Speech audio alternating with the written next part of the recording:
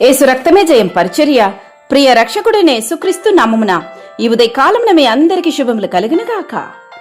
మీ పరలోకపు తండ్రి పరిపూర్ణుడు గనక మీరును పరిపూర్ణులుగా ఉండేదరు అని దేవుని వాక్యము సెలవిస్తున్నది. నా ప్రియ సహోదరి సహోదరులారా, పరిపూర్ణత అంటే నిందారహితంగా ఉండటాన్ని సూచిస్తుంది. దేవుని చేత పిలువబడి పరిశుద్ధపరచబడిన నీవు ఇప్పుడు పరిపూర్ణునిగా పరిపూర్ణురాలుగా మారవలసిన పిలుపు కలిగి ఉన్నావన్నది ముందు గ్రహించు. అంటే నీవు ఇకపై నీ చిత్త ప్రకారం కాదు, కానీ దేవుని చిత్తానుసారంగా జీవించాలన్నది. నీ జీవితం ఆయన స్వభావాన్ని ప్రతిబింబించాలి. ఎందుకంటే ఆయన నీ కన్న తండ్రి. ఆయన స్వరూపంలో మాత్రము నీ సృష్టింపబడలేదు, ఆయన స్వభావము కూడా నీలో కనిపించాలి. ప్రేమ, క్షమ, దయ, పరిశుద్ధత, విశ్వాసం వంటి గుణాలలో నిత్యం ఎదుగుతూ ఉండాలి. ఇది నీ స్వశక్తితో సాధ్యమవుతుంది అన్నది కాదు. దేవుని కృపతో మాత్రమే, పరిశుద్ధాత్మ సహాయంతో మాత్రమే ఇది సాధ్యమవుతుందన్నది గ్రహించు.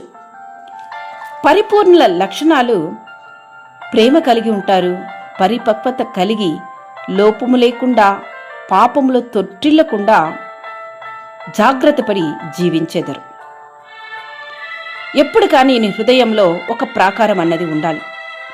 ఈ పాపం చేయడానికి నాకంటూ ఒక ప్రాకారంని నేను నిర్మించుకుంటాను, ఆ పరిశుద్ధ ఆత్మని సహాయముతో వాటిని, ఆ పరిపూర్ణుని సహాయంతో వాటిని నిర్మించుకుంటానని నీవే వాటిని నిర్మించుకోవాలి. ప్రాకారం లేని పురము పాడవును.